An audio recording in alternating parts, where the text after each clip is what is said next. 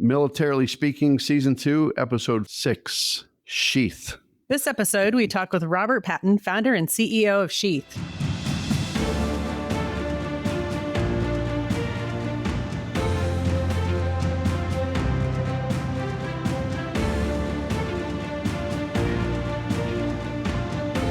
Welcome to Militarily Speaking, brought to you by Armed Forces Bank. This is Tom McLean and Jodi Vickery. I'm the military retail executive for the company, and Jodi, newly installed a year ago as the chief digital officer for our bank.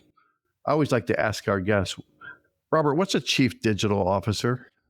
A chief digital officer. Do you have one at Sheath or not? Not necessarily. We have a chief creative officer. Well, that's all right. Well, yeah. So digital is creative and vice versa. Kind of, yes. Are you hoping that I'll have an epiphany and start doing something different? Yeah. Again, welcome to our show. We're excited to have you listening and learning all about our guest, Robert Patton. Welcome to the show, Robert. Thank you. Yeah, it's great to have you. I do want to take just a second and tell our audience just a little bit about you, but then we're going to let you tell us all about you and your organization in your own voice. Robert Patton is the founder and CEO of Sheath, a veteran-owned apparel brand redefining comfort in men's underwear. A former U.S. Army soldier turned entrepreneur, Robert developed the concept for Sheath while serving in Iraq, driven by a personal need for performance-based comfort in extreme conditions. Thank you for your service. Yes, most definitely, most importantly. Since launching the company in 2013, he has grown Sheath into a globally recognized brand known for its patented dual pouch technology, innovative design, and loyal customer base. Under Robert's leadership, Sheath has built a strong identity rooted in discipline, durability, and self-mastery. He continues to lead the company with a focus on product innovation, community engagement, and empowering individuals to feel confident from the inside out. Welcome, Robert. It is, By the way, Robert, did you ever think that your bio would be exactly what was written like 10 years ago or 15 years ago? Would you ever have if you had a crystal ball? Yeah.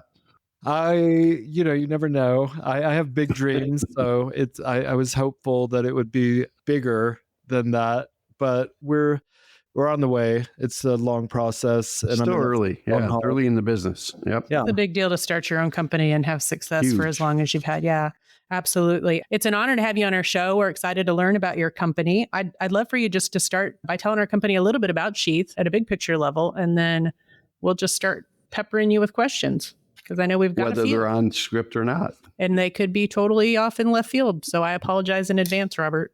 No problem. Well, to promote Sheath a little bit, it is an online underwear company for men and women. It did start as a men's underwear company, but in 2017, we added a women's line.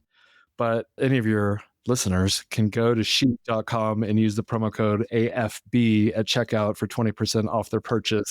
Whoa, did you just make that up? 20%, y'all. You heard it here. I like that.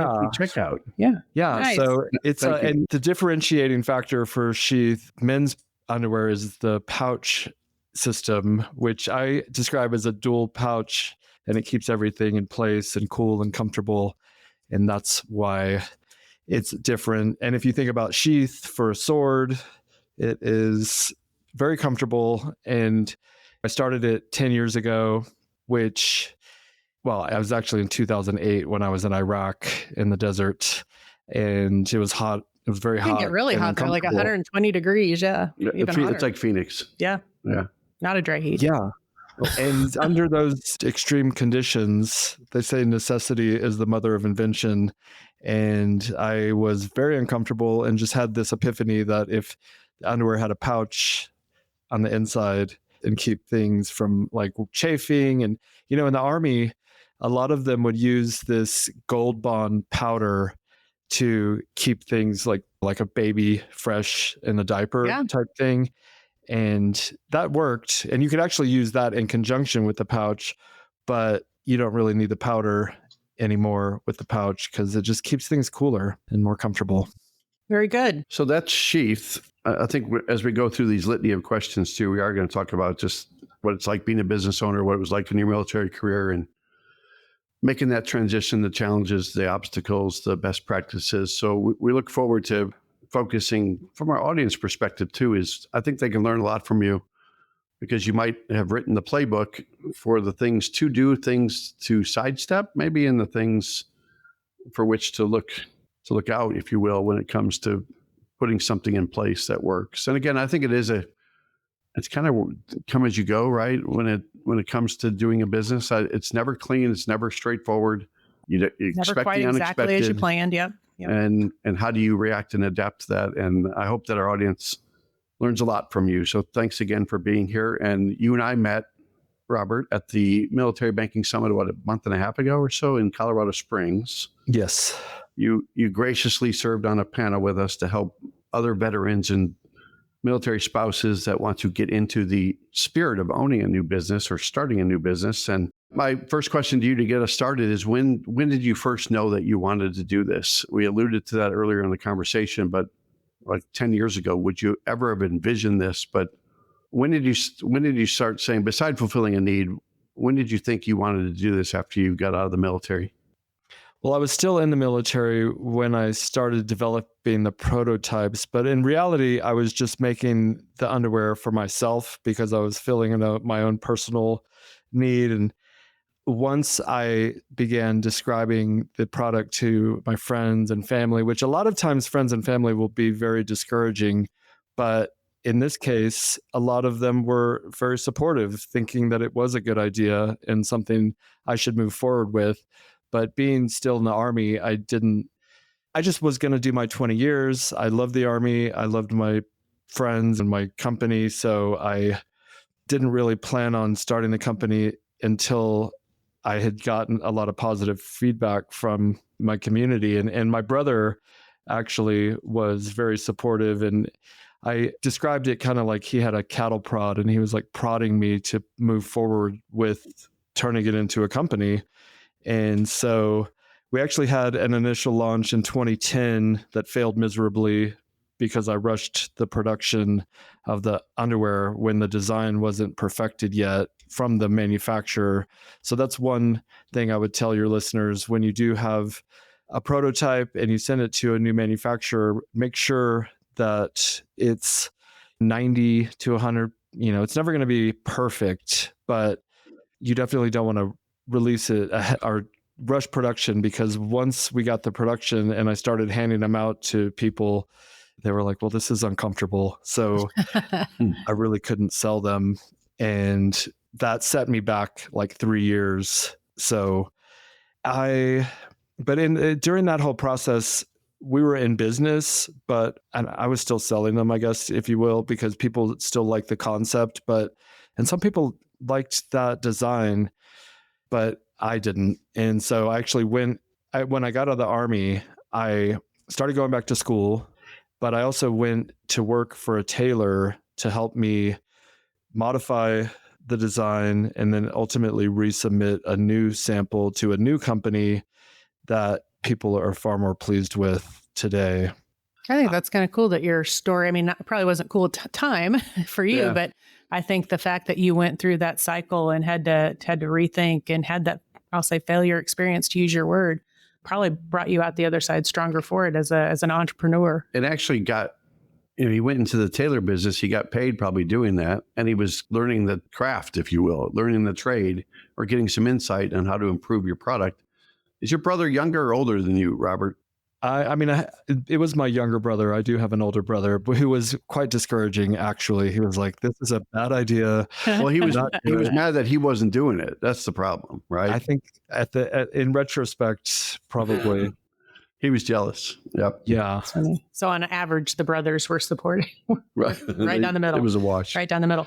What lessons do you think you carried from your military career into now your entrepreneur journey to help you be a business leader and to stick through some of what you just described? Well, in the military, you have a mission and you maybe don't have the best guidance going into a mission, but you know that you have to complete the mission and you figure out what you need to do along the way.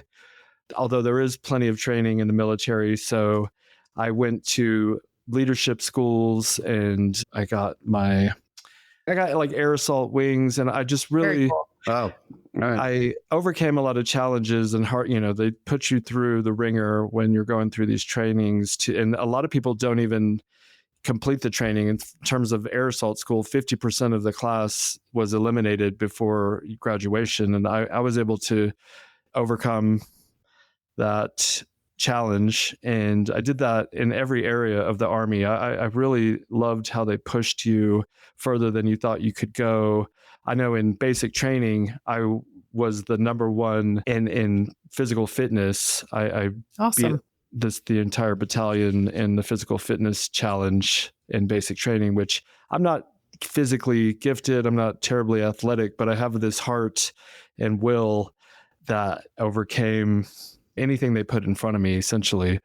And just learning that I was capable, and amongst my peers, I was able to be competitive and even beat them all. I never really won anything major in my life. So that built a lot of confidence that I could succeed at things that I didn't necessarily know that I could succeed at. That sounds like a perfect background for somebody that's about to be an entrepreneur. I know. Just go in there and you can overcome anything. Yeah. I mean, that seems directly applicable. Absolutely. And it was fun. And running a business is fun. And you have a team in the Army, you have a squad, a platoon. I was a squad sergeant. I never made it to like platoon sergeant level, but I did have a team that I was responsible for that I took to Iraq. We completed our mission, came back, and I just learned a lot about leadership and leading from the front, not necessarily barking orders. I get down in there with my team and work with them to show them that I'm not any better than them, and I'm willing to work with them, but also give them what they need to perform their job, which is what a sergeant did in the Army. I was always taking care of my soldiers, and that's how I look at my team. They're my soldiers, and I am the captain or the general, but I'm not too above them to like mop the floors, or when we receive a shipment, I'm in there helping break down boxes and put them in the bins or whatever needs to be done. Especially as a beginning entrepreneur, I mean, you're doing everything. So from the very beginning, we would go to the warehouse and receive the shipment and take it back to our house. We started, when we relaunched in 2013, after that 3-year break, it was me, my younger brother, and a group of friends living in a house. And we put the inventory in my closet. That's how little inventory we had. And then it moved to the garage, but then we had to like expand that into the living room. And then ultimately we outgrew the house and we took it to a third-party logistics warehouse and if people don't know what that is, it's just a company that ships out orders for multiple other online retail sellers. But that can be a downfall. And ultimately it did become an issue during COVID because it was a non-essential business. And so they weren't showing up to the warehouse to ship our orders. And that was very challenging. We had orders that were 30 days old, but we were flexible. I just had them ship all of our inventory to my new house and not really remembering the scale. And we had grown so much by then. It was kind of absurd to do what we did, but we were doing it out of my basement here in Woodland Park, Colorado for about 2 or 3 months before we decided to just rent a warehouse. But now we have control over our orders, and when customer service issues come in, which is typically, I forgot to put in an apartment number or I ordered the wrong size, we have the immediate ability to adjust the address or change the order to the correct size, where with these third-party logistics, if the order comes in, it's going out as is, and you got to kind of deal with it afterwards. And so you're shipping out 2 orders and it's just not ideal. Yeah. Wow. We should have a whole question about what are the growing pains of starting a business, but we're kind of tackling some of those things too. Yeah, that's a great story. Let's talk more about the connection that you have with the military and how it translates to businesses, right? And you think about the composition of your team. You kind of kept it, Robert, you kept it kind of intimate in between just a few family members, friends. Yep. What's the composition of your team now, and what kind of people do you like to recruit or hire to build that team around you? Is it going to be someone like we do here at Armed Forces Bank, where 80% of our staff has a military connection on the retail side of our banking business? Or what kind of experience, background, and org structure would you encourage our listeners to put in place, and how do you cadence it over time? That was a lot to absorb in that question. That didn't match what was written on the paper, but No, I'm with you. I think you got me. Yeah. Yeah, Tom, I got you. Robert, Tom thank speaks you. in run-ons. It's just like my company is comprised of a lot, like you said, friends and family, which a lot of people don't suggest doing. But when you're starting a business, you need people that are willing to either work for free or work for very cheap.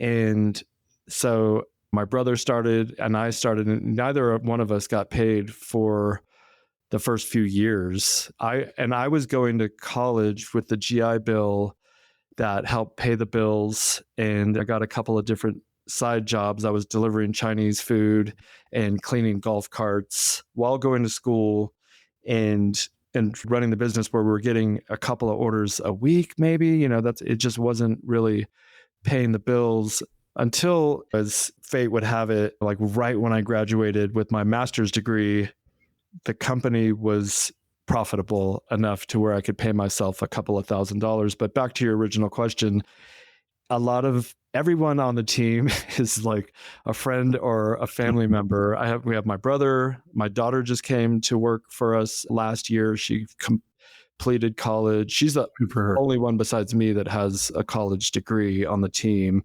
And it was like my brother's band member and high school friend, and then another high school friend and his wife, and I said my wife already. Your daughter, how long ago did your daughter graduate? Just this last May? It was actually 2 years ago, and I didn't want her, or she didn't necessarily want to work for Sheath right away, and she didn't want to. But then when she got a real job, she was managing a restaurant at the Gaylord Hotels. It was a really fancy restaurant, and she was getting this leadership training and just learning what it takes to work a 9 to 5, and she was working crazy hours late into the night, being at a restaurant, obviously. And so she was like, you know what? I do kind of want to work for Sheath, where we have a much more flexible work schedule. We all work remotely, and there's hardly any commuting. The only time we need to get together is if we're doing an event somewhere, where like a trade show or sponsoring. We sponsored this strongman event up in Loveland a couple of months ago, and that was really cool. We get to do cool stuff. But my point is, we've never used a recruiting service to hire a team member. And so I'm the only military serving veteran on the team, not because I wouldn't love to hire a military service member, but it just the way it's unfolded, it may, 10 years from now, you may just be getting phone calls galore asking to be part of what you're building. Oh, we get a lot of people asking to be a part of what we're building. But Robert, could you imagine having to do a performance evaluation on one of a family member? Yeah, that just happened and it didn't go well. I did not know that. So we don't have to talk about that. We might need to do a side hustle podcast on that topic. Evaluating a family member and the performance in a work environment. Yep. Yeah, awesome. There's that overlap where it was actually, my daughter who came on, and she's helping me manage the team. I didn't give her the performance. She gave my wife a performance evaluation. And you're a brave man, Robert. I probably should have prevented that from happening. But she's trying to corporatize our company because she actually did go to school for business. And we had been running a pretty relaxed ship for the previous 9+ years. And you do have to eventually organize the company because we need defined roles, and a lot of us overlap into different departments. There's a lot of overlap, and we're just trying to minimize that as much as possible. Well, it should make Thanksgiving super interesting, I guess. Hopefully we're past that by Thanksgiving. Yeah, well, they talked it out. It took a weekend and we're all good now. That's awesome. That's awesome. It'll be funny in like a year, maybe. Yeah. Maybe. So I want to also lean into the fact that you're a veteran-owned business. I'm curious if, as you've built this over the last 10 years plus, if you had any challenges as a result of that, or on the flip side, were there resources or opportunities that you found that catered to veterans that were trying to start businesses that you were able to tap into to help you along the way? Wait, before you answer, Robert, because it sounds like Always does that. it sounds like when you were struggling, it was like you knew you had to have the business there. You wouldn't abandon it. You were like going, getting a degree, getting these side gigs, but you never left that North Star, as Jodi says. That was the whole reason why you were doing all these other things, were to keep the business going. Absolutely. You have to do whatever it takes to get by, especially during those first few years, because there's not going to be any money coming in.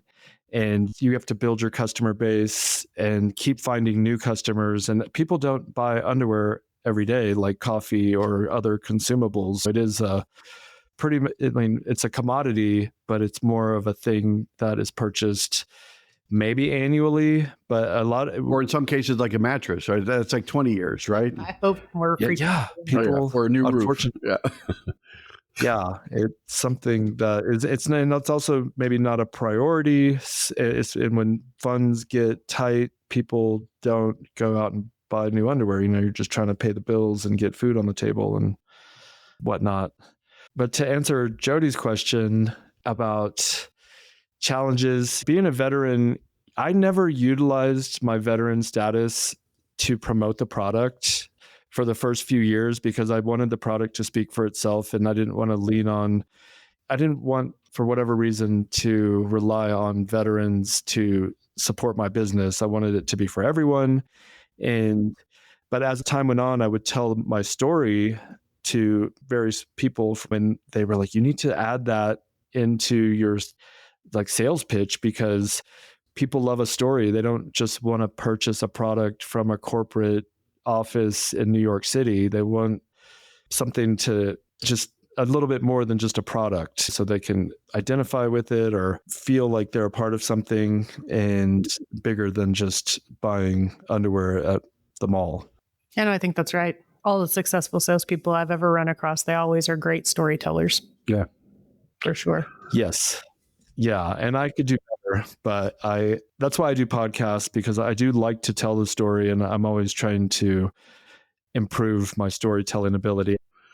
But back to leadership and back to sort of those, what's behind the curtain, right? As far as resources, you talked about your leadership training. You talked about the education and being in combat and being part of a leadership role in the military. But for those that might not have been in a leadership role or got some of the skills and experience you got that are getting out of the military, are there programs, resources, organizations, you name it?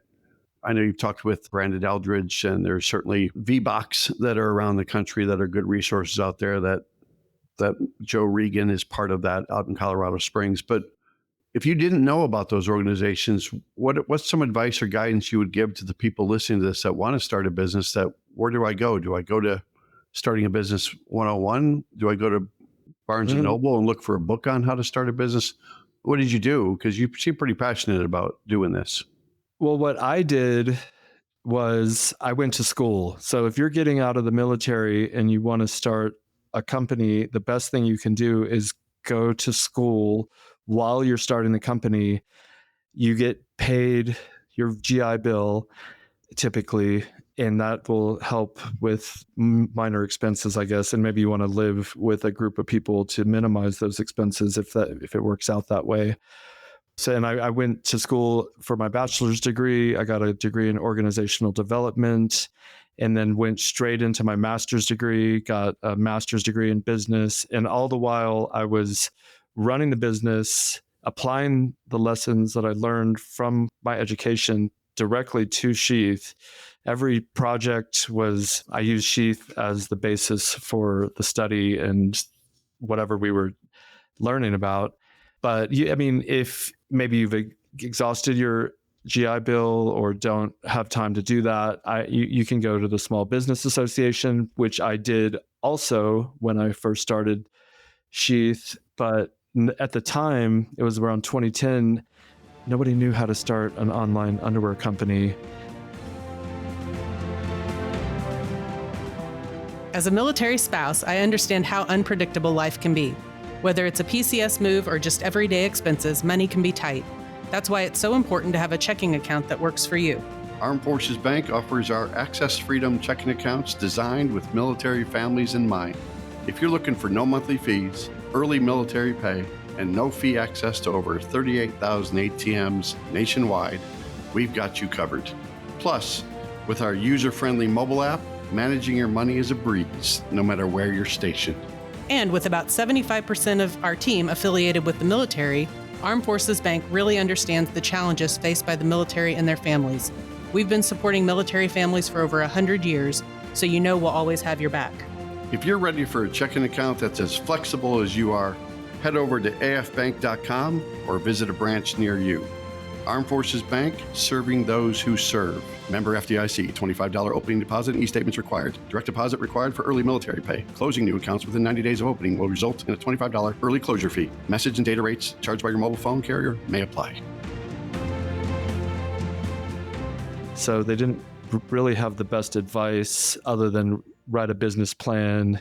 And of course, they said they would help, but I just ended up doing it myself. And a couple other things, everything is online now. So times are way different. You can chat GPT how to start a business. You can go, YouTube has everything under the sun and related to starting a business. In terms of getting funding, Kickstarter was an option that I used, which is a crowdfunding platform that also has a built-in customer base, because once you are successful with your crowdfunding campaign, those people are there to kind of support you along the way and help tell new customers or refer friends, or at least be returning customers. I do want to fast forward to that, though, to a question we're going to ask later, but I'm going to ask it now. About, you went to the SBA to sort of help you write a business plan. Did you go to SBA for financing? When we talked about this in Colorado, you talked about these different creative ways of sort of financing. You never want to get over your head in debt when you start a business, and you seem to have a little bit of a cushion, and you did it thoughtfully. But let's talk about, did the SBA step up and help for a startup loan for you, or are you just going to a point where you're using these sources like you and I talked about that I want you to share with our audience? I did not utilize any loan opportunities through SBA. I don't think we got to or that. From a bank, right? You didn't go to a bank for money, right? No banks, no angel investors. Because I had $5,000 to start the first production, and you don't need to purchase 30,000 pairs, which is what we do every month now. That first 1,000 pairs lasted me 3 years. And then once we were successful with the Kickstarter campaign, we started selling probably 1,000. It was probably 1,000 pairs a year, and then 2,000 pairs the next year. But we doubled every year, but it's still a slow process. You're not going to, make it overnight. And unless you do take out loans, if you do want to increase the rapidness of your growth, you would need funding, absolutely. But it puts you behind the gun, and you owe someone else money. And if you don't make the revenue, then essentially, I think you just go out of business, or I'm not sure how that works because I didn't put myself in that position. But if you're going to take out a loan, you need to have a solid plan and customers already in place, or something to that effect, because you'll only have a certain runway. If you get $50,000, it's not going to go very far. If you get 100,000, it's not going to go very far if you're not generating revenue to pay those loan payments back, which I think it's intimidating to me. And I have taken loans since starting. I think we took a loan back in 2017, and I took a couple last year and the year before because we are at a point where we want to grow. And but Robert, you got creative like with Shopify and credit cards, right? Where you maybe I'm speaking out of turn, but no, absolutely credit card side. But and then I also throw out there that didn't you try to go to Shark Tank and you on the show? Didn't you do that? I did. Yeah, I went to Shark Tank twice. The first time I went, I did not even get a call back. That was in 2013 after the initial Kickstarter. And then I went back in 2017 and I actually got a call back, which means now you have to make a video further explaining your product. Because the first time you walk into a studio and there's 1,000 other people auditioning and you pitch your product to some guy in an office. And if that goes well, you get the call back where then you make like a video campaign for your product to sell it. And then that's as far as I got to on the second try. And we're just at a level now where I think it would be kind of weird to go into Shark Tank. And I would really only go for the publicity aspect of it. But who watches TV anymore? I'm sure some people do, but we're past that, I think, at this point. But I did try and failed, I guess you could say. But talk about those creative financing things that you did, because you didn't do the traditional route where you get a standard amortizing loan or a line of credit through the SBA. You just sort of bobbed and weaved, if you will, and saw things come your way and took advantage of opportunities to get some money. Correct. And if you're selling on Amazon or Shopify and they can see the analytics, they can see how much money you're generating each month, they will start offering you loans based on your daily revenue. And so there was a point in time where Shopify called me and there was this new program that they were launching. It was Shopify Plus, and it was going to increase our revenue like 10x. They're promising that if we upgrade from their kind of like the regular base plan, which was like $200 a month, to this $2,000 a month plan, it was going to just really explode our company, which I was like, okay, well, if we're going to 10x, I need to take out a loan so I can get more product so that we're ready for this explosion. And then they sold me a farce. But we are on the Shopify Plus plan, but that had nothing to do with any of our growth. It's a more enhanced platform where you have more control over, like, they call them flows and data and analytics and things. But it didn't. I for some reason I thought it was going to increase our customer base, but it didn't. It didn't really do anything. And that's a good point, though. It seems like you're in the slow and steady growth mode. You're okay with that, and you're trying to manage growth so it doesn't explode to implode. Right. But how are you getting the word out there? How are you marketing? What are the things you're doing that, beside a podcast with Tom and the great Jodi, reaches millions? It'll reach millions. But what are ways that you're doing that or getting out there? Or it's a very competitive landscape out there in this business, even though yours is a unique offer and a unique product that you're putting out there. Well, there's a lot of noise out there. People out marketing each other, out shouting each other. Go into a Walmart, you can see that. You don't know where to look. But when it comes to you're sort of a niche business, right? And so how are you growing? How are you maximizing opportunities to get the word out there? I call it gambling, because you like advertising. They say that 50% of advertising is worthless, but the problem is you don't really know which 50% which half is not working. But now when you're marketing online, especially through YouTube, which I highly recommend as like the number one platform for marketing a product, to me, TikTok is apparently becoming a new channel that people trust and use, like the millennials and Gen Zers. Are you using it? We're on TikTok, but we haven't really set it up to maximize the potential. There's this company we're working with right now that is like promising this huge growth, and they're showing us, it's like a tried and true method, and the way they do it, because they create the content, and I'm thinking about doing it because they're offering us 100% money back guarantee on the first month if it doesn't work. If we don't hit the numbers, then we don't pay anything, which is something I wish more content creators would do.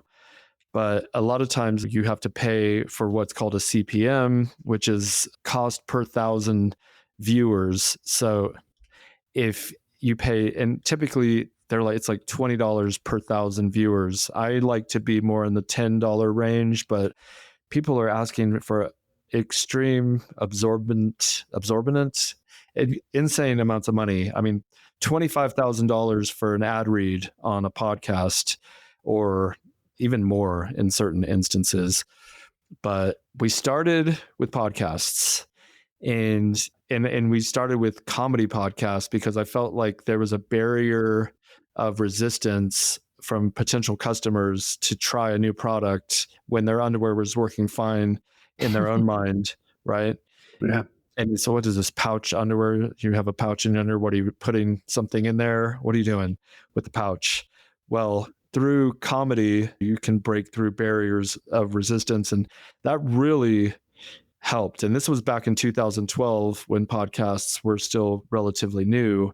I was just a fan myself of Joe Rogan, of course, but my dad used to listen to talk radio when I was growing up, and we would ride in the car and we'd always be listening to, sorry everyone, Rush Limbaugh or the various other AM radio hosts.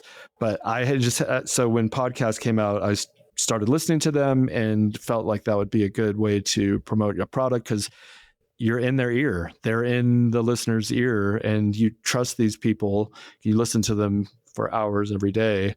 And so you will trust their word when they're promoting a product, or maybe you just want to support their podcast and their sponsors. So started with podcasts, and eventually we got into fighters, which UFC fighters, because they represent something that it takes extreme discipline, effort, dedication, focus, and there's nothing scarier than getting into a cage in your underwear and fighting someone. There's lots of scary things wrapped up in that one statement you just made. And they would be good, basically models or just endorsers of our product. And if a that's what sells, right? Endorsements and image and everything else around it. Yeah. So then we did fighters, which then and then podcasts started bleeding over into YouTube, and we started sponsoring YouTube channels. And now that there's YouTube creators that are solely on YouTube, and so that I feel has the best tracking. And there's a link, because for podcasts, there might be a link in the description, but if you're watching YouTube, there's a link in the description, but you can click it right there. If you're listening to something, you might not want to open your phone right away and click on the link. So we've tried radio. It didn't really do very much for us. And we're looking into television, because now things are more, you have Peacock and Hulu and ESPN and even Netflix and Amazon, they all have ads now, and people are watching them. But the CPM rate for those are like $40, and we're profitable closer to $13, and we pay more sometimes if the channel has just a huge viewership. And the cool thing about YouTube also is we sponsored a video last year from this guy called the Fat Electrician, and we paid for the video to get 1 million views, and it did. But a year later, it's got 4 million views. So people are still watching this content. If it's evergreen, that's what you want. And this guy talks about historical events, whereas we sponsor another guy, The Quartering, and he just does the daily news, so once that video's been watched, people aren't necessarily going to go back and watch it a year later. Yeah, that makes sense. I can say, though, that the TikTok thing, my child sends me links all the time from TikTok to buy. My family does too. Sometimes interesting things, sometimes the most stupid thing you ever heard of, but she saw it on TikTok. She wants to buy it. As long as they're 15, 20 seconds, they'll keep your attention. Yeah. Anything beyond that, forget it. Yeah, it was the last thing was some T-shirt about "Call Me Ranch" because I be dressing or something. I don't know, but it showed up and she's thrilled. So, by the way, did you hear Robert mention the Joe Rogan podcast? Yeah, the number 2 podcast in the country behind us. Oh yeah, so, I hadn't seen that newsflash. So good job, Robert. That wasn't a very sincere laugh from Robert. I think so Robert's saying that Robert knows better. Yeah. So kind of a pie in the your story one is fascinating, and I think you could go and teach classes honestly on how to stick through the thick and the thin of. And he had to go through it though. He probably wants everyone else to go through what he had to go through. Well, but I mean to hear that you can go through it and come out the other side being successful. Yeah, I think that would cause people to listen as you were trying to teach them some of those principles. But kind of get your crystal ball out, if you would, and what does this look like 5 years from now, 10 years from now?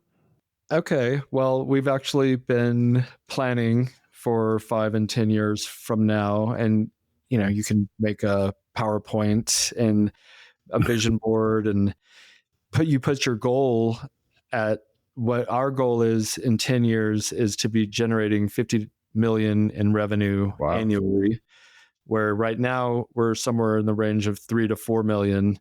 So it wouldn't be much more than 10xing over the next 10 years. And you then just work your way backwards on how to get there. And we're going to release different product line options. Besides just underwear, we added the female underwear, then we added socks, and we have undershirts. I want to do pajamas, and I'm wearing a Lululemon shirt right now, and it's so nice. And we could sell something very similar because we're trying to get more into the golf demographic, and we're slightly moving away from fighting because turns out it's cool, but we were the official underwear sponsor of the UFC last year, and we spent $1 million to be in the octagon during fight weeks, and we did not make our money back. And so we're pivoting to a demographic that has more expendable cash probably. And people that watch fighting, myself included, the demographic ranges from highly successful to not so successful. But for whatever reason, it didn't translate into revenue like we had hoped. So that was another huge challenge for us to overcome. We're paying $2,000 a day just to be in the octagon 6 times for the year. And it was quite a challenge to make those payments and put us in a little bit of a hole, but we got through it. And now we learned a lot from that challenge. And I could tell people my story, and I love to do that because I think it can provide inspiration for someone else to try it. Because if you look at me, I'm nothing special, I'm just an average Joe, and I'm doing it because I'm not going to quit. Like Tom was saying, I had that North Star, and I still have that North Star. Yeah. No matter what obstacle gets in front of me, we're going to figure it out along the way. And I learned that from my very favorite book, Think and Grow Rich, where it's by Napoleon Hill. You have to read it if you're trying to start a business. It is mandatory. And you'll just get inspiration from all the people that did it in the past when they had nothing. And there was no chance of them being successful, but they were successful. They made it in the midst of a depression or, we have the internet now where you can reach billions of potential customers. Like if I were to try to start this in the early 1900s, I'd be selling to my town. And that's right. Door to door encyclopedias. Yeah. Right. Yeah. So where there's a will, there's a way. It can be done. If you believe in your product, other people will also. And you just have to figure out a way to bring it to market. And there's so many ways to manufacture now and get funding or crowdfund, bootstrap it. The possibilities are endless. Robert, as we wrap it up, I wanted to ask you about that next gen of veterans that are looking to get in, or military spouses, or anybody connected to the military, that do you see, what's the landscape look from a crystal ball standpoint about how it does look? And you've been through it. I've been through it. And in a way, I was lucky because when I started, it was still relatively early with the internet. Yeah. I mean, it was 2010. 15 years ago. Yeah. Yeah. I mean, but now the barrier for entry is higher, but there's also more opportunity. Like you could start a company yourself using AI and agents to do the legwork for you. And you could run a business with no employees potentially. And with the age of robotics on the horizon, you could have robots doing your job for you. I envision robots fulfilling our orders, doing maybe not customer service. We like to keep our customer service human. And we have half of our team does our customer service responses. And if you call, you're going to reach a human on the phone. If you email, you'll get a response within 24 hours by a human. But if I was doing it now, I would be totally doing everything I could to minimize my expenses by not hiring anyone. And that's horrible because people need jobs. But using this new technology to handle day-to-day operations and just operational tasks that are repetitive and maybe boring, like sorting orders and making sure updating addresses. Or that's where the benefit of technology we do the same thing here at the bank, and it's not to eliminate jobs. It's to reallocate people's time to higher order tasks, right? Totally.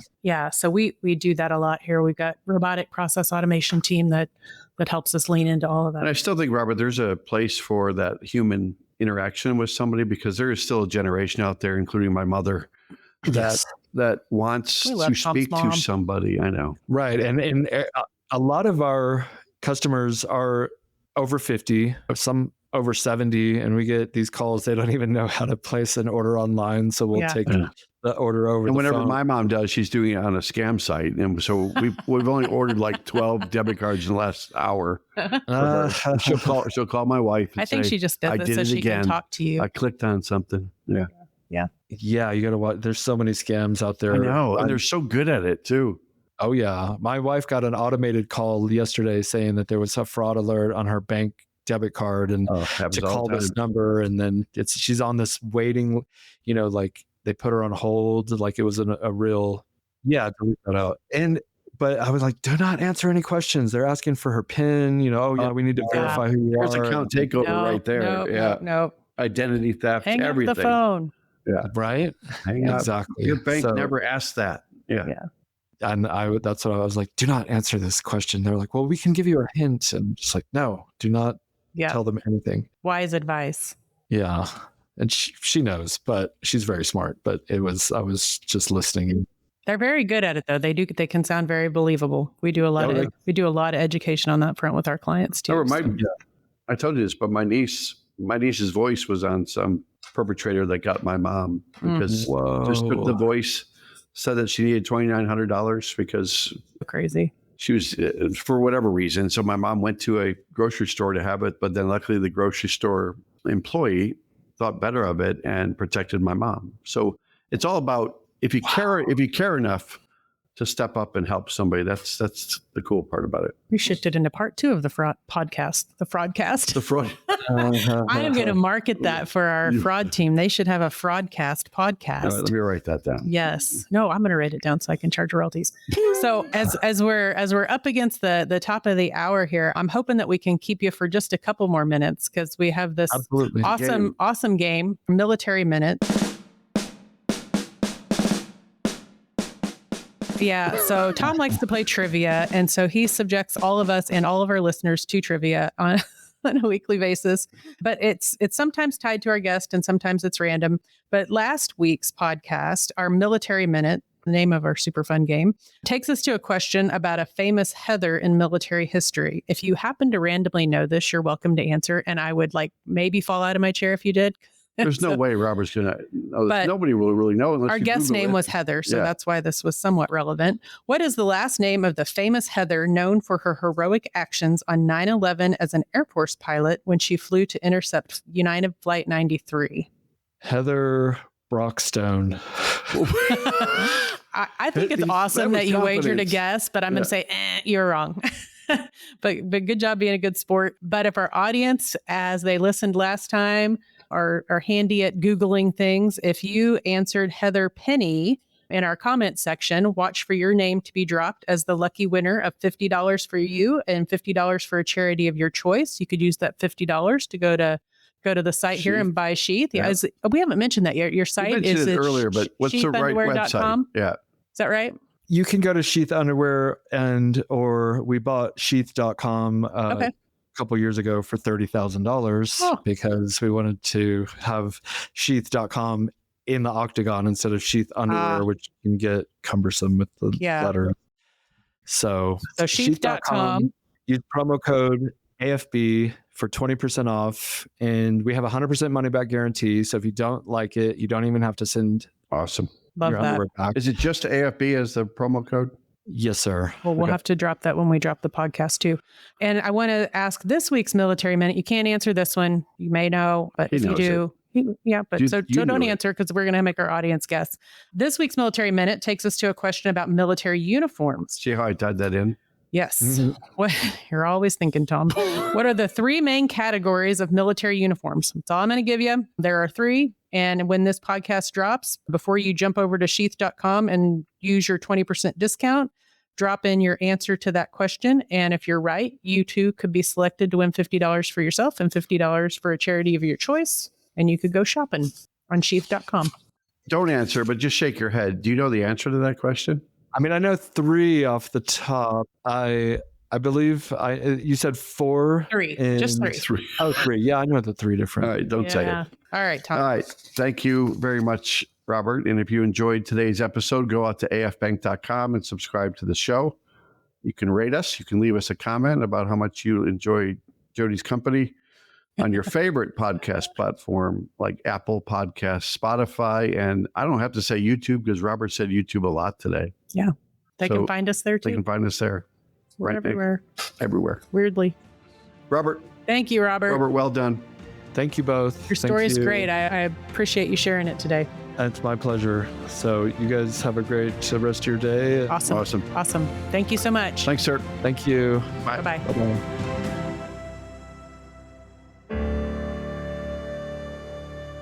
Copyright Armed Forces Bank, member FDIC, equal housing lender. All non-Armed Forces Bank owned apps, websites, company names, and product names are trademarks or registered trademarks of their respective owners. Their mention does not imply any affiliation with or endorsement by Armed Forces Bank of them or their products and services. They are merely used as examples of the many available apps, companies, and websites that offer similar services. Before using any app or website, you should carefully review the terms of use, data collection, and privacy policy. Apps may have an initial cost or in-application purchase features. This information is general in nature and is not intended to be legal, tax, or financial advice. Although Armed Forces Bank believes this information to be accurate, it cannot ensure that it could change. Statements or opinions of individuals referenced herein are their own, not Armed Forces Bank. Consult an appropriate professional concerning your specific situation and respective governing bodies for applicable laws, such as irs.gov for current tax law. Armed Forces Bank, the Armed Forces Bank logo, and the Militarily Speaking logo are registered trademarks of Armed Forces Bank.